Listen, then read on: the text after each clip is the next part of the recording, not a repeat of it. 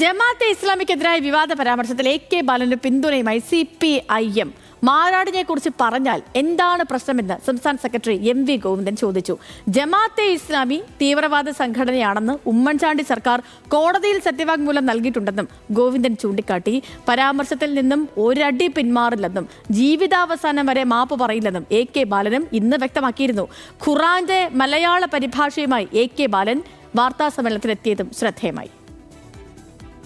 നിങ്ങൾക്ക് വേണ്ടത് ഞാൻ AK ബാലനെ തള്ളി എന്ന് നാളെ ഫൈറ്റിംഗ് കൊടുക്കാനല്ലേ, അതിന് എന്നെ കിട്ടൂല.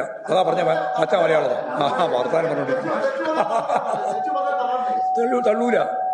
എന്തിനും അയാളെ അഭിപ്രായം പറഞ്ഞിരിക്കുന്നു, പാർട്ടി അഭിപ്രായം ഞാൻ പറഞ്ഞിരിക്കുന്നു. പിന്നെ എന്താ തള്ളേണ്ട കാര്യം? ജമാഅത്തെ ഇസ്ലാമിക്കെതിരായ പരാമർശത്തിൽ CPIM-നുള്ളിൽ അഭിപ്രായ ഭിന്നതയെന്ന ചർച്ചയ്ക്കിടെയാണ് സംസ്ഥാന സെക്രട്ടറി തന്നെ നിലപാട് വ്യക്തമാക്കിയത്.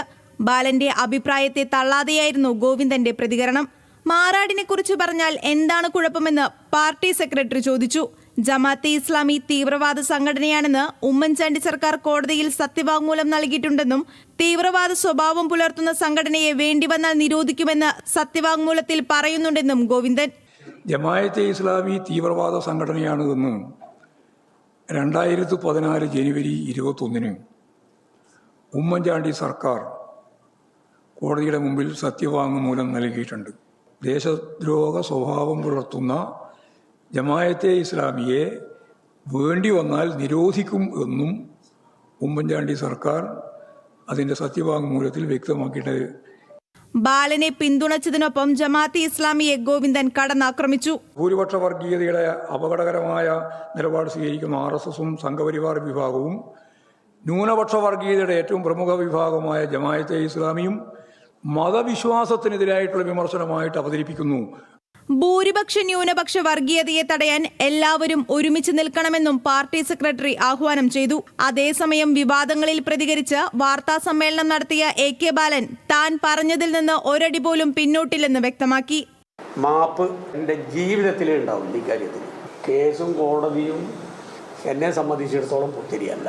ജമാഅത്തയുടെ സഹായത്തോടുകൂടി UDF അധികാരത്തിൽ വന്നു കഴിഞ്ഞാൽ ഗവൺമെൻറ്റിനെ സ്വാധീനിക്കും, ആഭ്യന്തര വകുപ്പിനെ കൺട്രോൾ ചെയ്യും, അത് കമ്മ്യൂണൽ ഹാർമണിയെ ബാധിക്കും, മാറാട് പോലുള്ള സംഭവങ്ങൾ ആവർത്തിക്കുന്നതിന് ഇടവരുത്തും. ജമാഅത്തെ ഇസ്ലാമി അയച്ച വക്കീൽ നോട്ടീസിൽ പറയുന്നത് വസ്തുതാവിരുദ്ധമാണെന്നും ന്യൂനപക്ഷ വിരുദ്ധ മനസ്സിന്റെ ഉടമയാണ് താനെന്ന് വരുത്തി തീർക്കാനാണ് ശ്രമം നടക്കുന്നതെന്നും AK ബാലൻ പറഞ്ഞു. പൊതുജീവിതത്തിൽ ഇന്നേ വരെ മതനിരപേക്ഷതക്കെതിരായിട്ടോ മതന്യൂനപക്ഷ വിരുദ്ധ സമീപനമോ എൻ്റെ ഭാഗത്തു നിന്നുണ്ടായിട്ടില്ലെന്ന് മാത്രമല്ല, മതന്യൂനപക്ഷ സംരക്ഷണവുമായി ബന്ധപ്പെട്ടുകൊണ്ട് ഭൂരിപക്ഷ വർഗീയത ഉയർത്തുന്ന ഫാസിസ്റ്റ് വെല്ലുവിളിക്കെതിരായി ശബ്ദിക്കാൻ പറ്റുന്ന സ്ഥലങ്ങളിലെല്ലാം ശബ്ദിച്ചിട്ടുണ്ട്. ജമാഅത്തെ ഇസ്ലാമി ഭരണഘടനയും മതനിരപേക്ഷതയും അംഗീകരിക്കുന്നുണ്ടോ എന്നും മതരാഷ്ട്ര നിലപാടാണോ സംഘടനയ്ക്ക് ഉള്ളതെന്ന് വ്യക്തമാക്കണമെന്നും AK ബാലൻ ആവശ്യപ്പെട്ടു. ഈ സംഘടന ഇന്ത്യൻ ഭരണഘടന അംഗീകരിക്കുന്നുണ്ടോ, മതനിരപേക്ഷത അംഗീകരിക്കുന്നുണ്ടോ, മറിച്ച് ഒരു മതരാഷ്ട്രവാദമാണോ അവരുടെ ലക്ഷ്യം എന്നതിനെ സംബന്ധിച്ച വ്യക്തത പൊതുസമൂഹത്തിൻ്റെ മുമ്പിൽ ഉണ്ടാക്കി കൊടുത്തതിന് ശേഷമായിരിക്കണം എനിക്ക് നോട്ടീസ് അയക്കേണ്ടിയിരുന്നത്. തന്റെ നിലപാടിനെതിരെ മുസ്ലിം ലീഗിൽ നിന്നോ അറിയപ്പെടുന്ന മുസ്ലിം സംഘടനകളിൽ നിന്നോ വിമർശനമുണ്ടായില്ല. ഒരാഴ്ചയ്ക്കുള്ളിൽ വക്കീൽ നോട്ടീസിന് മറുപടി നൽകുമെന്നും AK ബാലൻ പറഞ്ഞു. AK ബാലന്റെ മാറാട് പരാമർശം ദുരുദ്ദേശത്തോടെയാണെന്ന് BJP നേതാവ് കുമ്മനം രാജശേഖരൻ ആരോപിച്ചു. LDF-ന് ഭരണം കിട്ടിയാൽ ആഭ്യന്തരമന്ത്രി പദവി SDPIക്ക് ആയിരിക്കുമെന്നും ഹലോ മലയാളം ലീഡേഴ്സ് മോർണിംഗിൽ കുമ്മനം. ഈ മാറാട് ഇപ്പോൾ ചർച്ച ചെയ്യപ്പെടുന്നത് ഒരു ദുരുദ്ദേശത്തോടു കൂടിയാണ്. അതായത് ഹിന്ദു മനസ്സിനെ സ്വാധീനിക്കാൻ എന്തുണ്ട് വഴി എന്നവരാലോചിച്ചപ്പോൾ അടുത്ത UDF-ന് ഭരണം കിട്ടിയാൽ ഇവിടെ ആഭ്യന്തര വകുപ്പ് മന്ത്രിയാകുന്നത് ജമാഅത്തെ ഇസ്ലാമി ആയിരിക്കും. അതുകൊണ്ട് മാറാടുകൾ ഇനി ഉണ്ടാകും. ഇതാരോടാണ് ഇവർ പറയുന്നത്? ഈ നാട്ടിലെ ഹിന്ദുക്കളോടാണ്. വരും ദിവസങ്ങളിലും AK ബാലന്റെ പരാമർശം സജീവ ചർച്ചയാക്കി നിലനിർത്താനാണ് പ്രതിപക്ഷത്തിന്റെ തീരുമാനം. ന്യൂസ് മലയാളം, പാലക്കാട്.